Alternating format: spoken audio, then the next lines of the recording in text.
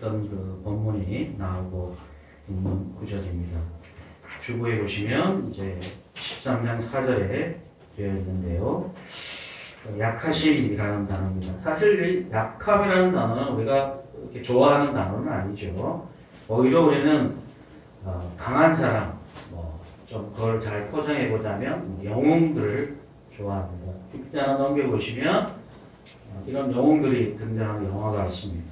미국은 이렇게 아메리칸 히어로 이런 사람들을 등장시키는 만화도 있고 그걸 영어로 만들기도 하고 전에는 따로따로 있더니 어느 날 다 모아서 이렇게 영화 시리즈로 만들었습니다. 어벤져스. 네. 우리도 저기에 한 켠에 좀 자리를 잡으면 좀 더 좋게 느껴지죠. 이름도 저희가 어렸을 때는 독수리 오형제 그렇게 등장을 하고 여러 만화 영화에 보면 그런 영웅들을 등장시켜서 왜 꼭 지구를 지키는지 그냥 지구를 지키는 사람으로 등장을 시킵니다. 여기에 나오는 어벤져스에는 슈퍼맨, 배트맨, 아이언맨, 캡틴 아메리카, 스파이더맨 여자가 많지는 않은데요. 예, 헐크, wolverine 이런 많은 사람들이 등장을 하고 있습니다. 사실 그래서 그런지 같은 심정으로 교회에서도 영웅들을 좋아합니다. 성경에서 나오는 사람 중에 영웅으로 이렇게 사람들이 알려진 사람들의 이름을 따서 하기도 좋아하죠. 제가 종종 얘기하지만 가장 유명한 사람은 다윗, 다니엘, 모세, 요셉 이런 사람들을 우리가 성경에서 영웅들로 등장을 시키고 그의 이름을 따는 것을 좋아하고 그들이 가졌던 신앙과 또 세상에서 성공을 흠모하기도 하고 또 그들을 좀 닮을까 하는 기대를 가지고 있기도 합니다. 그래서 사실 우리가 구약의 얘기를 할 때마다 그런 사람들을 중심으로 설교를 하기도 하고 사람들이 주일학교에서 배우기도 하죠. 뿐 아니라 교회에서는 다양한 영웅들을 등장시켜서 신앙의 위대한 사람으로 세울 때가 있습니다. 그런 사람들을 간증을 시키기도 하고 그런 뛰어난 사람들에 대해서 우리는 흠모할 만한 또는 우리도 그런 어떤 모습을 가지기를 기대하게 되는 거죠. 그래서 저희 때는 좀 은사, 영적 체험 이런 것들을 가지고 간증하는 분들이 참 많았는데요. 요즘에는 좀 어떻게 보면 세상적으로 좀 성공한 사람들을 간증의 대상으로 이렇게 소개를 하고 또 그들을 우리 신앙의 모델로 삼는 경우가 많이 있습니다. 목회자에게도 마찬가지인데요. 목회자도 좀 외국에서 좀 학위를 가지고 있는 사람 또는 큰 교회에서 목회하는 사람 이런 사람들은 성공한 사람, 신앙의 위대한 사람 또 우리가 흠모할 만한 그런 신앙의 대상으로 소개하는 경우가 종종 있습니다. 사실 그런데 우리가 이런 모습이 단순하게 오늘날의 모습뿐 아니라 고린도서 1장 4절부터 7절에 보게 되면 고린도 교회가 바로 그런 교회였음을 보여주고 있습니다. 왜냐하면 고린도 교회는 모든 언변, 모든 지식이 풍족했고 그리스도의 증거가 너희 속에서 견고하게 되어서 모든 은사에 부족함이 없다 라고 이렇게 바울이 칭찬할 정도로 물론 부족한 점도 많지만 누가 보더라도 고린도 교회는 그 당시 가장 번화한 도시에 번화한 교회가 세워졌고 누구보다도 많은 영적 체험과 지식과 지혜가 풍족했던 교회로 소개되고 있습니다. 거기에는 아볼로 또는 게바, 베드로죠, 바울 같은 당대 대표적인 신앙의 위대한 일꾼들이 그 교회에서 사역을 했고 그래서 나는 바울파다, 나는 베드로파다, 나는 아볼로파다 라고 이렇게 말할 정도로 그들은 분별력이 있고 지혜가 있었고 능력도 있던 사람들이었습니다. 그런데 이런 교회에 보내는 사도 바울의 편지는 싸늘하리만큼 그들의 강함에 대해서 매우 비관적으로 또 그것은 교회답지 못하는 모습으로 끊임없이 제시를 하고 있습니다. 사실 고린도서 1장부터 그런 얘기를 시작해서 마지막 오늘 본문 고린도 후서 13장에 이르기까지 오히려 반대의 이야기를 소개하고 제시하는 것을 보게 되는데요. 특별히 우리가 이 사도 바울에게 나타난 그들이 기대했던 강함의 모습, 영웅들의 모습, 신앙의 그 영웅들의 모델을 사도 바울에게 기대를 했죠. 왜냐하면 사도 바울이 고린도 교회를 개척한 장본이었기 때문에. 그런데 시간이 갈수록 이 바울에게서 그런 흔적을 점점 찾지 못하게 되고 잃어버리게 됩니다. 그래서 심지어는 사도 바울이 과연 사도가 맞을까? 저 사람은 진짜 하나님의 쓰임을 받는 사람인가? 라는 비난도 또 때로는 그런 것에 대한 도전도 경험했던 상황 속에 있었습니다. 그래서 사도 바울은 오늘 본문에도 있는 것처럼 좀 강한 어조로 기독교 신앙의 참된 위치가 무엇이고 의미가 무엇인지를 설명을 하게 됩니다. 기억하셔야 될 것은 우리가 세상의 안목과 논리로 보면 이 영웅들이 지구를 지키고 세상을 지키고 이 땅의 평화를 만들어내는 대상이죠. 그러나 성경의 눈으로, 성경의 시각으로 보면 전혀 다른 시각으로 볼 수 있어야 합니다. 사실 이런 시각의 전환이 때로는 어쩌면 이 두 시대를 동시에 살고 있는 우리들에게 혼란의 이유가 되고 또는 우리가 세상의 원리를 그대로 가져다가 교회에다 적용을 하거나 교회의 모습으로 변화시켜버렸기 때문에 교회의 타락이 가수가 될 수밖에 없습니다. 우리가 이제 오늘 오후에 종교개혁사에 대해서 같이 책을 읽고 같이 살펴보겠지만 그것이 사실 어떻게 보면 그 1000년 가까이 지속됐던 중세교회와 국가 권력이 통합됨으로 말미암아 얻어졌던 비참한 신앙의 타락의 현장에서부터 출발할 수밖에 없던 종교개혁 운동의 시작이었던 것으로 보이게 되는 거죠. 자, 그렇다면 사도 바울이 도대체 무엇을 설명하고 싶어 하는지 이 고린도 교회에 보내는 마지막 이 13장의 내용을 통해서 살펴보려고 합니다. 특별히 오늘 본문을 시작하고 있는 13장 1절부터 보게 되면 이제 사도 바울이 두 번째 내가 너희한테 가서 만나서 세 번째 1절에 보면 내가 세 번째 너에게 갈 거다. 그리고 가서 두 번째 너희를 만나서 얘기했던 것처럼 내가 가면 용서하지 않고 잘못된 신앙, 가르침, 주장들을 하는 사람들에 대해서 강하게 권면할 것을 이야기하고 있습니다. 그런데 사도 바울이 다시 교회를 방문해야 될 이유는 무엇이냐면 이 약함과 강함의 문제였습니다. 그들이 기대했던 강한 신자, 좋은 신자, 하나님 앞에 쓰임을 받는 신자에 대한 시각은 강한 사람이었습니다. 영적 체험이 훌륭하고 지식이 풍성하고 하나님에 대한 열정이 불타오르는 그런 사람들이었습니다. 그런데 사실 이런 것들이 우리가 이 고린도후서 12장에 보게 되면 그런 것들이 얼마나 많은 교회의 갈등과 문제를 일으켰는지 소개를 하고 있습니다. 12장 20절에 보면 다툼, 시기, 분냄, 당짓는 것, 비방, 수군거림, 거만한 혼란 이런 것들이 교회에 가득하고 있었고 그것에 대해서 사도 바울이 강하게 분노하고 있었던 것이죠. 그러면서 참된 신자의 모습 또는 성도의 자리는 그런 강함을 보여주고 자기 영적 체험을 자랑하고 간증하고 또는 자신의 영적 지혜와 지식을 자랑하는 그런 자리에 있는 것이 아니라 자신의 약함을 오히려 기억하고 보여주고 자랑하는 사람이라고 얘기하고 있습니다. 실제로 이 고린도서 12장 앞부분 7절에 보게 되면 자기가 하나님으로부터 가시를 받았는데 이 가시가 늘 복음을 전할 때마다 늘 이렇게 방해가 되고 불편했어요. 왜냐하면 사람들은 야 너가 하나님의 사도라면서 하나님의 지혜가 있다면서 너 육체의 가시 그거 하나님으로부터 해결하지 못하고 매일 그렇게 어려워하느냐. 사실 이 가시가 정확히 뭔지는 잘 모릅니다. 어떤 사람은 간질이라고 하는 사람도 있고 또는 어쨌든 질병의 한 종류로 보여지게 되는데요. 그래서 아니면 사도 바울이 늘 나는 말에 조라하지만 이렇게 표현한 거 보면 언변이 좀 약해서 그런가 이렇게 추측도 해봅니다. 분명한 것은 뭐냐면 누가 보더라도 저 사람은 하나님의 사람이라고 이야기도 하고 또 증거도 하고 내용도 있는데 만나보면 뭔가 결격 사유가 있는 거예요.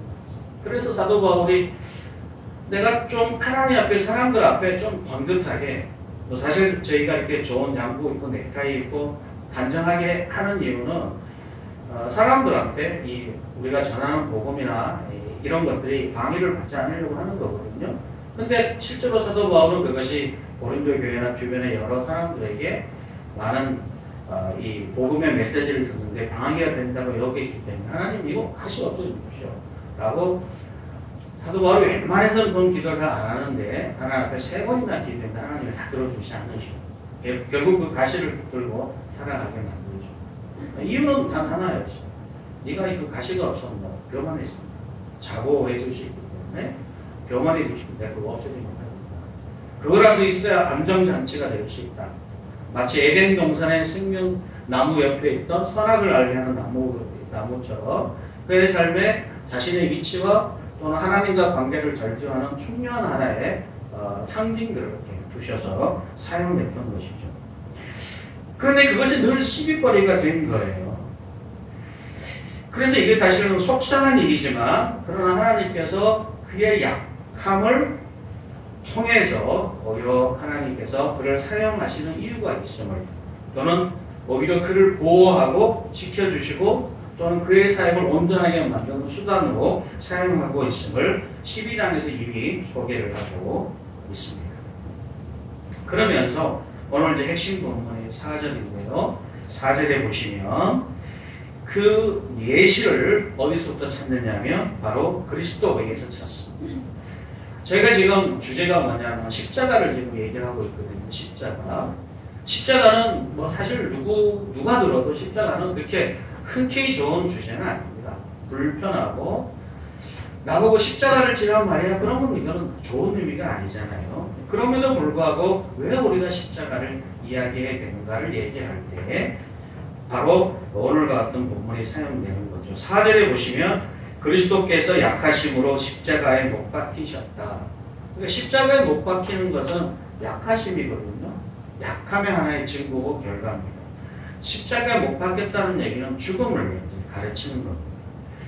그러니까 예수님의 죽음을 상징하는 도구가 십자가이기 때문에 십자가를 소개를 하는 것이죠. 그런데 신기한 것은 뭐냐면 이 사전은 그가 약하심으로 십자가에 못 박히셨지만 그러나 그것이 하나님의 능력으로 살아나는 이유가 되었다고 소개를 하고 있습니다. 약함은 약함으로 끝나지 않고 하나님의 능력을 드러내는 시간이었고 드러내는 수단이었다라고 이렇게 소개를 하고 있습니다. 그래서 우리가 사실 이 약함이라는 것은 우리 인간적인 관점과 시각과 관계로 볼 때는 그것은 좀 치욕스럽고 부담스럽고 또 어떻게 보면 이 세상에서 적합한 도구가 아닐지 모르지만 그러나 하나님의 능력을 담아내고 하나님의 능력을 드러내는 데 있어서는 아주 훌륭한 도구였고 방식이었고 대답이었다는 것입니다. 우리가 이렇게 한번 돌이켜 생각해 보게 되면 좋을 것 같아요. 누군가를 사랑하고 누군가를 굳건히 세우려고 한다면 우리가 약해지는 경우가 종종 있습니다. 혹시 이 사람이 마음의 상처를 받지 않을까? 혹시 이 말 때문에 어려워하지 않을까? 이 말 때문에 상처받고 그래서 혹시 좀 어려운 처지의 상황에 빠지지 않을까? 그런 것 때문에 우리가 상대적으로 내가 사실 실력도 있고 능력도 있고 뭐 역량도 되는데도 불구하고 그 사람을 배려해서 내가 더 약한 자처럼 낮추고 그렇게 하죠. 사실 저는 좀 어떻게 보면 어린아이들 썩 좋아하는 스타일은 아닌데 시간이 갈수록 나이가 들어서 좀 바뀌는 것 같아요. 어느 날 아마 우리 자녀들이 또 아이를 놓고 그러면 어느샌가 제가 앉아서 또 깜빡 뭐 이렇게 하고 있을 거예요. 나이가 한참 들었는데 아이를 보면서 아이들처럼 행동하는 모습을 보게 되는 거죠. 그러니까 어떻게 보면 우리의 약함이라는 것은 단순하게 우리가 세상 속에 살아가는 우리의 실제 모습이라기보다는 그것을 통해서 누군가를 세우고 누군가를 강하게 하고 누군가를 아름답게 하고 뭐 이런 수단으로서 우리의 약함이 사용된다는 것입니다. 그것이 3절에 있죠.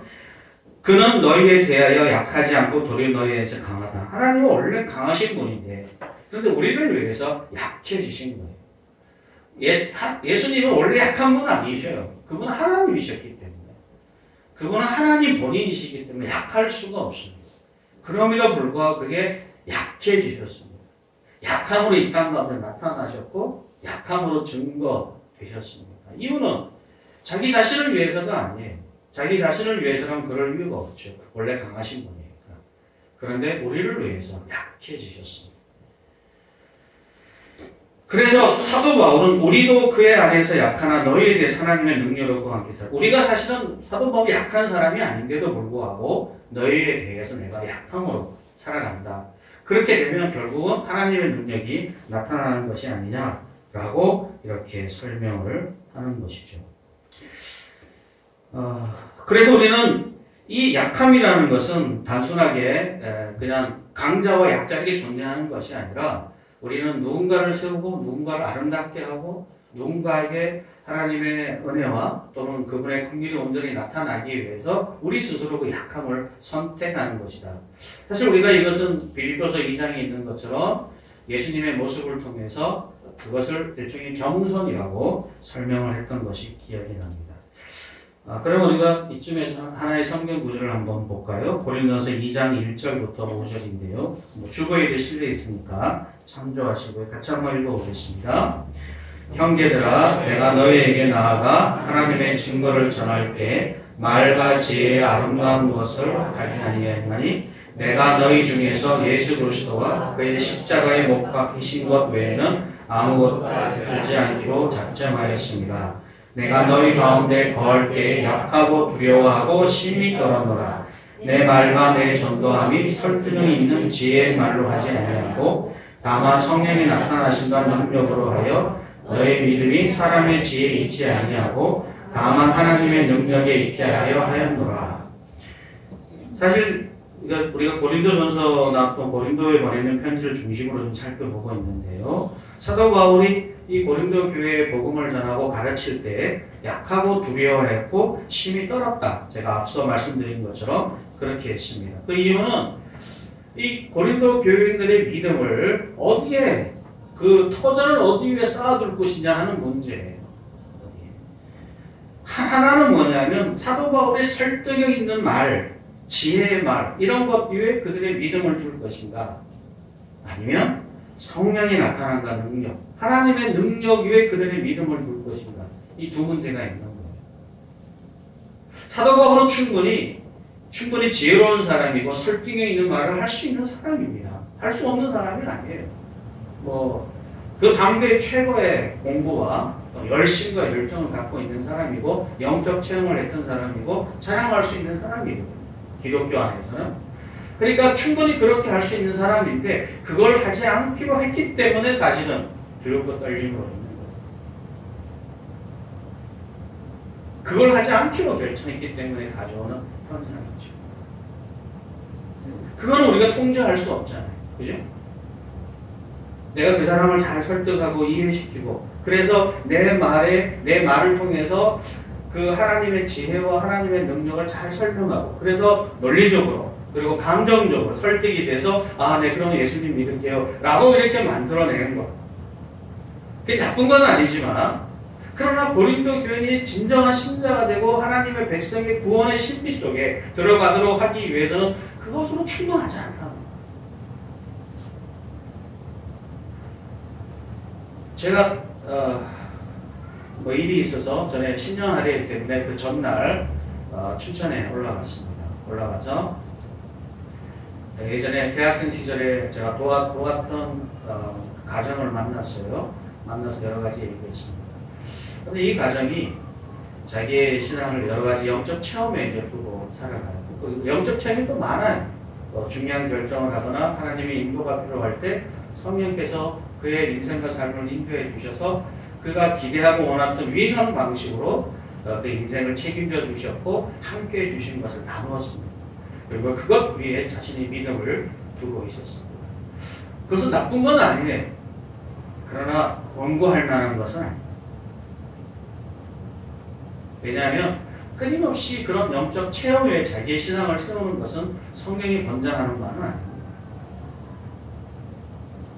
사실 어떻게 보면 이것을 사실 이해하고 받아들이는 것이 참 쉽지 않은 문제. 왜냐하면 이것은 개인에게는 매우 실전적이고 경험했던 사실이고 근거가 너무 분명해 보이기 때문에.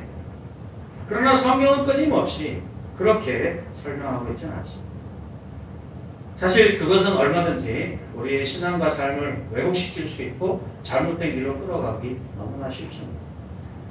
제가 수많은 이단들이나 또 잘못된 길을 걸어가는 사람들이 얼마나 풍성한 영적 체험을 우리가 가지고 있는 것보다 훨씬 많이 이것도 좀 강조가 부족해. 훨씬 많이 갖고 있는지 모릅니다. 그런 수많은 영적 체험 위에 갖고 있는 그들의 신앙의 내용이 가짜이거나 또는 잘못된 방향으로 가요. 타 종교는 영적 체험이 없을까요?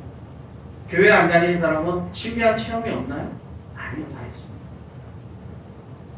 그것을 저는 신앙의 이름, 그것이 우리의 믿음의 바탕이 되거나 근거가 되지 말아야 된다는 것이지 이것 자체가 필요 없다는 것은 아닙니다. 저는 물론 다양한 영적 체험을 합니다. 그러나 그 체험 위에 제 신앙의 위치를 두기를 원하지는 않아요. 왜냐하면 그렇게 되면 위험해집니다. 안전하지가 않아요. 우리의 상황과 조건이 또는 내가 잘못된 영적 체험이 또는 그런 경험들이 우리를 얼마나 왜곡된 길로 잘못된 길로 우리를 이끌어갈 수 있는지에 대한 두려움이 있기 때문에 그렇죠. 그런 경험도 있고 그런 사람을 너무 많이 보게 됩니다. 그래서 사도 바울은 성령이 나타나는, 이거는 사실 성령이 나타난과 능력이라는 것은 사도 바울이 이걸 통제하지 않겠다는 것. 그냥 하나님이 그의 마음에 믿음을 주실 때 나타난다는 것. 사실 어쩌면 우리가 설교라는 것이 설교를 잘 구성하고 얼마나 감동적으로 설교하느냐가 여러분의 믿음을 세우고 만들어낼 것처럼 느끼시죠? 아니신가? 그래서 우리는 나를 설득하고 나를 감동시킬 만한 설교를 찾아다닙니다. 그러나 성경은 전혀 다른 방식으로 역사하십니다. 왜냐하면 아무리 그런 감동적인 것이 있고 그 감동이 내 안에 있고 유머스러워하고, 유머스러운 말이 좀 표현 이상한데요. 좀 재미있으면서도 감동적인 예화들 그리고 가르침들이 우리가 한번 들었을 때 흥겹게 반응할 수 있을지는 모르지만 성령의 역사가 없을 수 있기 때문에 그렇습니다. 아시다시피 지금 이 시간은 설교자의 위대함을 자랑하는 시간이 아니거든요. 설교자가 얼마나 설득을 잘하느냐의 싸움이 아닙니다. 단 하나예요. 성령의 능력과 나타나심이 있느냐의 싸움. 성령의 능력과 나타나심이 있어야 우리 신앙에 올바른 기초가 있기 때문에 사도 바울처럼 그렇게 능력이 많고 지혜가 많은 사람도 그리스도의 십자가를 전할 때마다 이것은 아무리 논리적으로 어떤 표적을 행하고 아무리 능력을 행해도 그것 위에 이해되거나 설득될 수 있는 요소는 아니라는 거예요. 성령께서 그의 마음에 믿음을 주셔야 해결될 수 있는 문제라는 거죠. 한번 그럼 좀 다른 구절로 좀 볼까요? 고린도후서 4장 6절부터 7절을 보겠습니다. 한번 같이 읽어볼까요? 어두운 데 빛이 비치라 말씀하셨던 그 하나님께서 예수 그리스도의 얼굴에 있는 하나님의 영광을 아는 빛을 우리 마음에 비추셨느니라. 우리가 이 보배를 질그릇에 가졌으니 이는 심히 큰 능력은 하나님께 있고 우리에게 있지 아니함을 알게 하려 합니다. 여러분, 그 예수 그리스도의 얼굴에 있는 하나님의 영광을 아는 빛, 다시 말하자면 하나님의 존재, 하나님의 살아계신 하나님을 내가 깨달을 수 있는 그 힘이, 그 빛이 예수 그리스도를 통해서 우리의 마음에 오셨을 때 그것이 나타난다는 거예요. 그런데 우리가 뭐 대단하거나 해서가 아니라 우리는 질그릇 같은데 그런 보배는 예수 그리스도를 통해서만 우리 가운데 나타나서 우리 가운데 증거되고 열매로 나타나고 있음을 소개를 하고 있습니다. 그래서 우리는 질그릇이고 그 내용, 그것은 보배인데 이것은 하나님으로부터 오는 겁니다. 사실 이 싸움은 단순하게 고린도 전후서에만 나오는 것이 아니라 우리가 지난번에 살펴봤던 니고데모 이야기에서와 같이 요한복음 3장에도 잘 소개가 되고 있는 내용입니다. 우리의 거듭남은 어디서 오는가?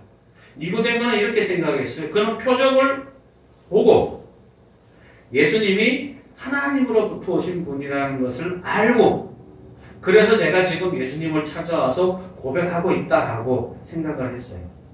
여기서 예수님에 대한 신앙 고백의 주체는 자기 자신입니다. 그죠? 표적을 받고 그것을 해석을 해서 내가 믿었다. 이게 그의 주장이에요. 근데 예수님께서는 너 그렇지 않아. 거듭남은 하늘에서부터 오는 거야.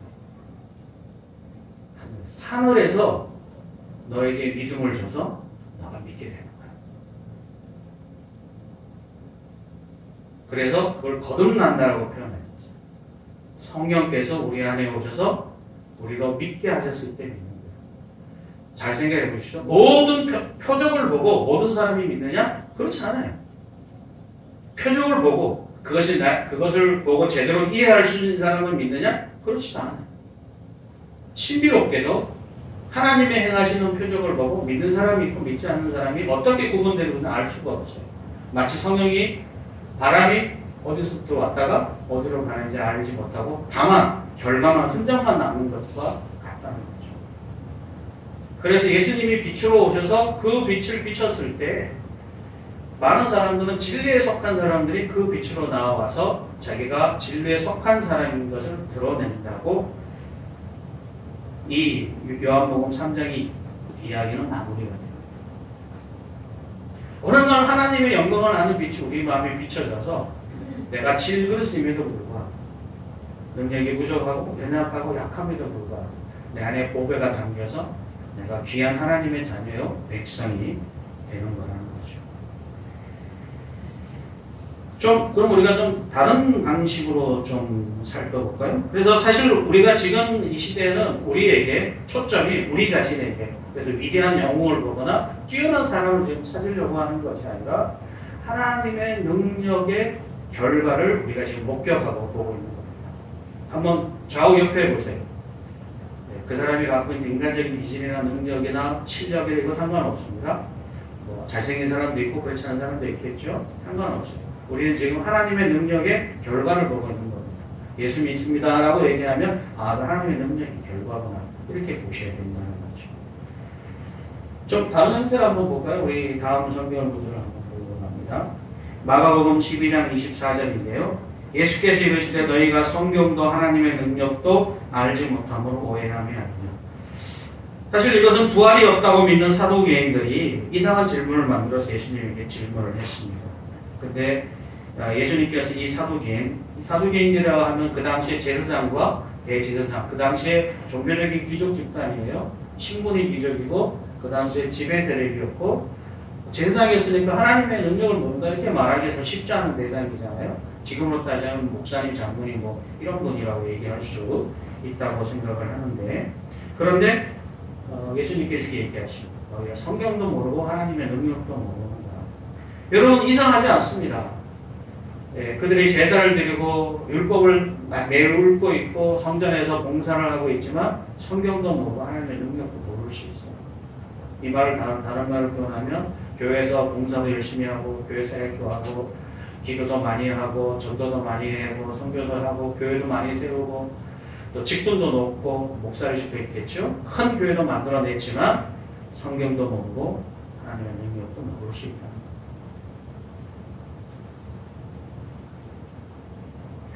왜냐하면 하나님의 능력을 모르는 이유는 단순해요. 왜냐하면 인간의 능력으로 그 모든 것을 이룰 수 있다고 믿거나 실제로 그렇게 해왔기 때문에 그렇지. 자신의 능력으로, 힘으로, 지혜로. 명성교회처럼 그 교회를 이룬 것은 하나님이 아니라 김삼환이라는 한 사람의 목사가 그것을 이루었다고 믿기 때문에 그에게 모든 절대 권력이 뭉쳐지는 겁니다. 뭐 작은 교회도 마찬가지겠죠. 우리는 교회를 하건 신앙의 여정을 걸어가건 하나님의 공동체를 이룰 때 하나님의 능력으로 하는 것보다 우리가 갖고 있는 지혜와 능력으로 이렇게 싸운 것을 기뻐하고 또 그것을 그 원인을 찾기도 하고 또 그것을 즐거워합니다. 그렇게 되면 항상 어떤 삶의 문제를 해결해 나갈 때 오해할 수 있습니다.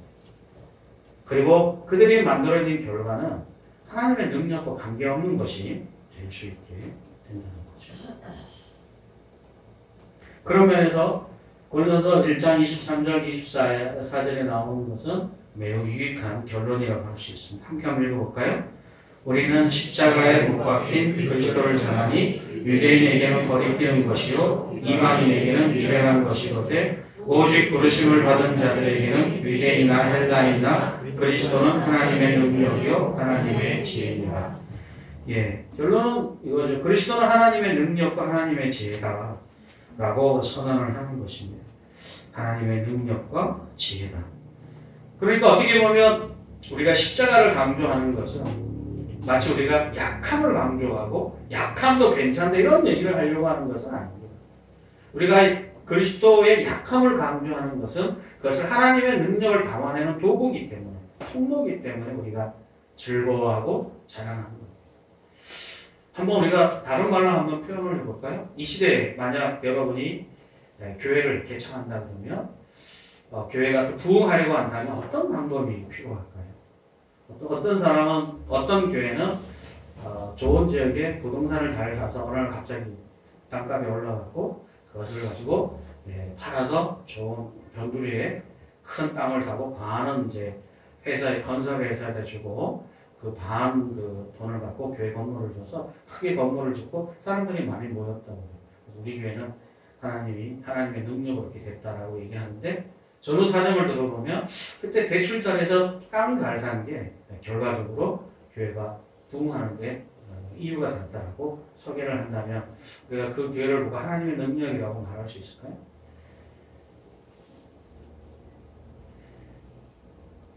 우리가 이 시대에 하나님의 능력 도대체 어디서 볼 수 있을까요? 하나님의 능력.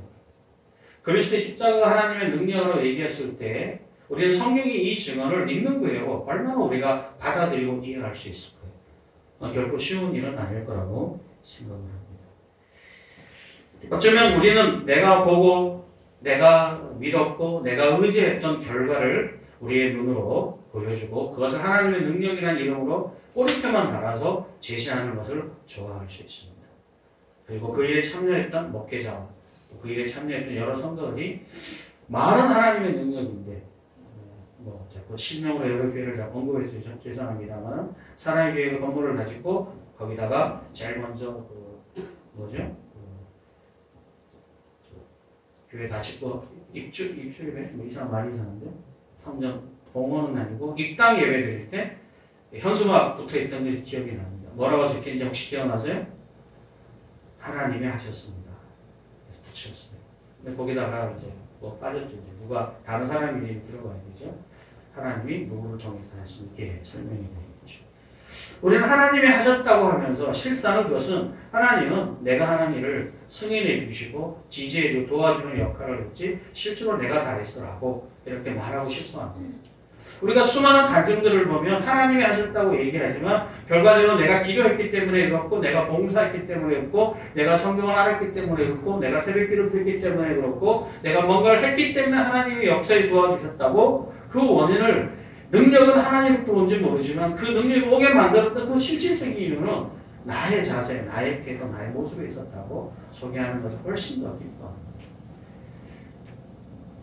그게 또 우리끼리 설득이 되고 이해되는 게 훨씬 더 유익하게 되는 것도 사실입니다. 그래서 우리는 사실 그리스도 하나님의 능력이요 지혜라고 얘기하는 의미를 얘기하면서 거기다 자기 이름을, 자기 공동체를 집어넣는 것을 당연히 여기게 된 것이죠. 여기서 사실은 나도 빼야 되고 우리도 빼야 되고 인간의 모든 것을 다 빼버려야 돼요. 기독교의 신앙의 모든 이름에 유일한 근거는 그리스도, 그분의 십자가와 그분의 일하심의 결과라는 것입니다. 그러니 우리가 우리가 약함이라고 말하는 것의 실질적인 정체가 왜 필요했고 그 의미가 무엇인지는 거의 한 번 설교로 다 소개하거나 이해시킬 수 있는 어려울 것 같아요. 그래서 우리가 다음 연달아 이어지는 설교를 통해서 설명을 하기로 하고요. 오늘은 그렇다면 이 사실을 얘기하고 있으면서 신자의 약함이 그러면 그게 전부인가? 약하기만 하면 상관이 없다는 얘기가 그렇진 않아요. 이 약함은 또 다른 하나의 요소가 항상 함께 있어야지만 가능하죠. 그것이 바로 뭐냐면 거룩함이라는 것입니다. 신자의 약함은 거룩함을 포기하는 건 아니에요. 그래서 지금 오늘 본문 5절부터 그 얘기를 다시 시작하고 있습니다. 약함에 대해서 얘기하지만 그렇다고 해서 우리가 거룩함을 포기하는 것은 아니다. 그렇게 뭐라고 얘기냐면 너희가 5절에 보면 너희는 믿음 안에 있는가? 너희 자신을 시험하고 너희 자신을 확증하라. 내가 지금 믿음 안에 굳건히 서 있는지를 시험도 해보고 스스로 확증해야 된다는 겁니다. 그럼 이 확증한다고 할 때 어떻게 확증되어지기를 원하는지 7절에 보게 되면 사도 바울은 고린도 교회가 하나님께서 너희로 악을 조금 더 행하지 않게 하시기를 원한다 라고 얘기합니다. 악을 행하는 것, 약함이 악을 행하는 것과 연결되면 안 된다는 거죠. 약함이 악을 행하는 것으로 가면 안 돼요. 그리고 8절에 보게 되면 너희가 온전하게 되는 것. 약한 상태에 있다는 것이 온전하게 되는 것과 온전하게 되는 것과 분리되는 것이 아니라는 것입니다. 사도 바울은 이 고린도 교회를 온전히 세우고 거룩한 공동체로 약하지 않고 온전하게 되고 선을 행하는 7절에 보면 선을 행하게 하고자 함이라고 설명을 하고 있는데 선을 행하고자 하는 사람이 되도록 하기 위해서 약함을 강조하는 거예요. 이 약함이라는 것 자체가 거룩함을 포기하고 아무렇게 살아도 괜찮고 우리는 하나님 앞에서 어쩔 수 없이 그런 밑바닥의 생활을 하자 이런 얘기를 하려고 하는 약함이 아닙니다. 실제로 예수님께서 약함으로 십자가를 지셨지만 그가 거룩함과 멀리 있는 분은 아니에요. 그죠? 그는 약함으로 십자가를 지셨지만 그러나 그는 거룩한 분이시고 죄가 없는 분이시고 끝까지 하나님의 부르심과 그 사명을 잘 감당하신 분이에요. 사실 그렇게 하신 이유가 바로 그러한 길을 우리가 살아가고 있고 살아가야 하기 때문에 보여주신 증거이기도 하죠. 우리가 그걸 참여한다는 말을 설명을 할 수 있는데 그래서 우리가 다음에 좀 더 설명을 좀 살펴보기로 하고요. 좀 더 강조를 해보자면 우리 성경 구절 하나 볼까요? 디모데후서 2장을 보려고 하는데요. 같이 한번 읽어보겠습니다. 큰 집에는 금그릇과 은그릇뿐 아니라 나무그릇과 질그릇도 있어 귀하게 쓰는 것도 있고 천하게 쓰는 것도 있나니 그러므로 누구든지 이런 것에서 자기를 깨끗하게 하며 귀히 쓰는 그릇이 되어 거룩하고 주인의 쓰심에 합당하며 모든 선한 일에 준비함이 되리라. 사실 이것이 사도 바울이 디모데에게 쓴 편지의 일부분인데 고린도 교회와 거의 의미가 같다고 할 수 있습니다. 여러분 금그릇, 은그릇, 나무그릇, 질그릇 그릇에 심부는 차이가 있죠. 금그릇, 은그릇보다야 금그릇이 낫고 나무나 질그릇은 하찮은 것이죠. 그런데 그 외형, 그릇이 갖고 있는 그 외형, 금이냐 은이냐 또는 나무냐 질그릇이냐 그것이 우리에게는 차이가 생겨 있는 것처럼 보이죠. 하나님께서 그 차이가 별로 의미는 없습니다. 하나님 보시기에 금그릇이냐 은그릇이냐 그건 중요하지 않아요. 하나님에게 쓰임을 받느냐가 중요하죠. 하나님. 그죠? 하나님에게 쓰임을 받는다면 그것이 귀한 것이 되고 그거에 가치가 있는 것이고 그런 하나님의 주신 사명을 감당하는 그릇이 되는 거예요. 질그릇이라도 그 하나님이 그 질그릇을 평상시에 쓰고 용도에 따라 다를 거 아니에요. 그 그릇은 또 귀한 손님이 오면 주인이 꺼내서 쓰고 그렇게 주인이 원하는 용도로 그릇들을 다양하게 쓸 수 있으면 되는 거예요. 그릇의 용도는 그거니까 주인이 원하는 대로 그릇이 필요할 때마다 그것을 꺼내 쓸 수 있으면 됩니다.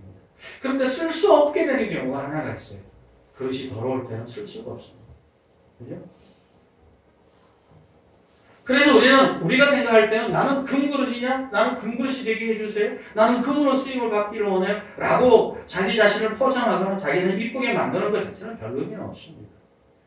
어쩌면 우리는 태어나서 자라는 과정 속에 이미 우리는 그 각각 용도가 정해져 있습니다. 나는 질그릇이라서 좀 부담스러운 분도 있겠죠. 그죠? 네, 제가 금그릇이었다면 제가 이렇게 공부도 좀 많이 하고 능력도 좀 많고 뛰어난 뭔가의 재능을 갖고 있어야 정상이겠지만 그렇지는 않습니다.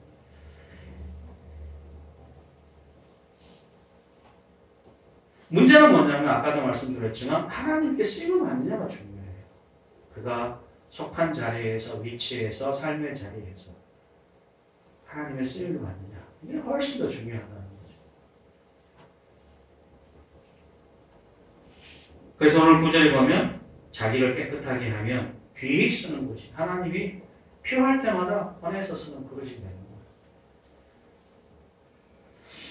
하나님은 그래서 그릇이 얼마나 강하냐 약하냐에 초점이 없습니다. 강하냐 약하냐, 금 그릇이냐 은 그릇이냐 거기에 중요성 의미를 부여하지 않아요.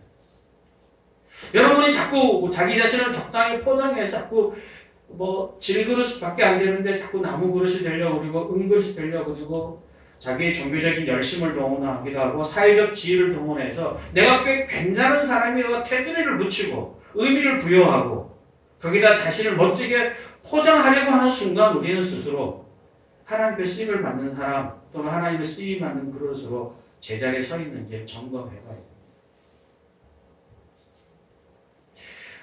제가 자주 말씀드리지만 제가 아이로 간사를 하면서 다양한 사람들을 만납니다.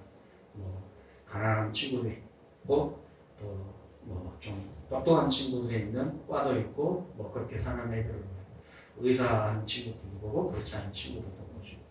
늘 이런 얘기를 제가 자주 합니다. 우리가 세상에서 물론 이미 우리는 사회에 뭐 중고등학교 지나고 어떤 부모를 만나에 따라서 환경에 따라서 이미 우리의 사실 큰 인생의 길은 이미 결정되어 있잖아요. 그죠?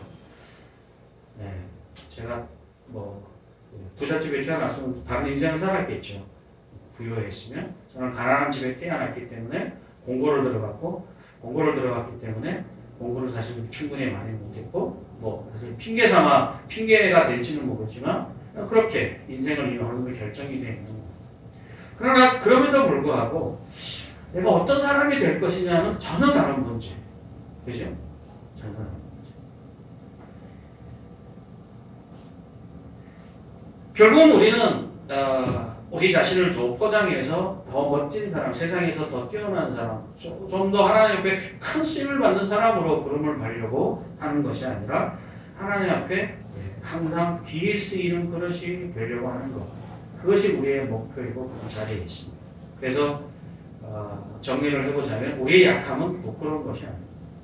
그리고 오늘 약하고 내가 질그릇이다. 남들한테 세상에 나가면 그렇게 인정을 받거나 높임을 받거나 존경을 받는 자리가 아니다. 괜찮아요. 물론 세상에서 부끄러운 일이죠. 사람들한테는 면을 설기 어렵죠. 그러나 하나님 앞에서는 전혀 문제가 되지 않습니다. 하나님 여러분의 재산을 보지도 않고 다행히 여러분의 얼굴도 보지 않아요. 얼마나 다행이에요. 그죠?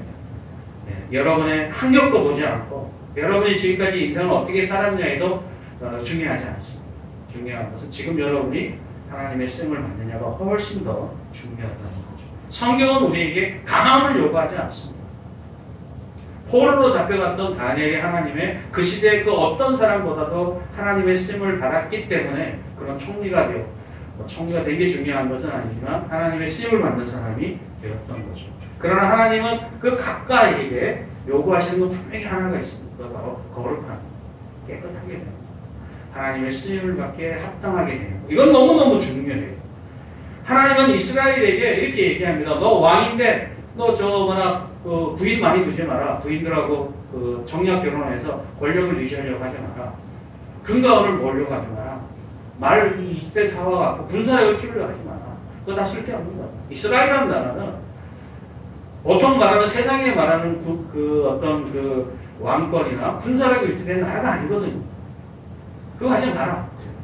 요구하는 단 하나에 하나님의 율법을 지켜라. 그럼 내가 너의 왕국을 지켜주겠다. 이게 하나님의 공동체나 하나님의 사람들에게 주신 약속이거든요. 뭐 그렇다고 해서 우리가 뭐 농사 짓지 말고 아무것도 하지 말고 하나님이 주시는 거 딱 걸리고 먹자 이런 얘기를 하는 건 아닙니다. 하나님은 우리가 하나님의 말씀이 있는 대로 성실하게 믿음으로 살고 수고하고 이웃과 돌보고 아까 기도하셨던 것처럼 공의와 정의를 공동체 안에 지켜내고 주의 뜻대로 거룩한 인생을 살면 하나님이 다 책임지시겠다 약속하시는 거예요. 마치 산상수훈에서 하나님의 나라와 의를 구하면 하나님이 우리 필요한 것들을 채워주신다 약속하신 것과 똑같은 거죠. 우리는 약하지만 하나님은 능력이 많으십니다. 우리는 연약하지만 하나님은 강하신 분이십니다. 우리는 부족해서 길을 잃기도 하고 방황하기도 하지만 하나님은 우리 인생의 모든 플랜을 가지시고 우리를 인도하시는 분이십니다. 우리는 때로 이 자리에서 좌절하고 절망하고 내가 원하는 것들을 얻지 못하거나 내가 원하는 길을 가지 못할 수는 있지만 그러나 하나님은 우리를 한 번도 포기하지 아니하시고 우리를 인도하시고 이끄셔서 하나님이 구원의 나라를 완성할 그 하나님의 나라, 천국이라고 부르는 하나님의 나라를 완성할 때 기필코 우리를 그 자리로 인도하시는 분이십니다. 하나님이 우리의 모든 것을 책임져 주신다면 우리의 약함의 문제가 아니라 우리의 깨끗하지 않은 우리의 오늘의 모습이 문제가 될 수 있겠죠. 아무쪼록 우리가 매일 여러분이 그 의미 없어 보이는 성경 읽기, 의미 없어 보이는 큐티, 아무도 알아주지 않은 여러분의 소소한 하나님의 말씀대로 살아가는 윤리와 도덕, 아무도 알아주지 않잖아요, 그죠?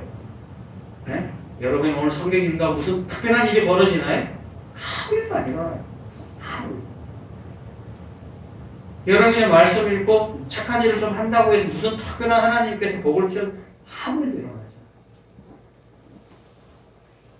그래서 우리는 그 일을 너무 쉽게 포기하고 이거 할 필요가 없다고 생각할지 모르겠어요. 그러나 그렇지 않아요. 하나님 보고 계셔요. 하나님이 기억을 하고 계세요. 그리고 하나님이 그걸 가지고 책임져 주세요. 우리는 약하지만 하나님의 능력이 우리 가운데 나타나 오늘 우리가 믿음의 자리에서 있고 그 믿음의 길을 걸어가고 있다면 그것으로 우리 인생과 삶의 자리 충분히 하나님이 채워주시는 것으로 넘어갈 수 있습니다. 아무쪼록 우리의 약함 때문에 주저앉아 있지 마시고 우리의 약함 위에 서 있는 하나님의 능력을 기억하셔서 담대히 믿음의 길을 가시기를 주 이름으로 축원합니다. 기도하겠습니다.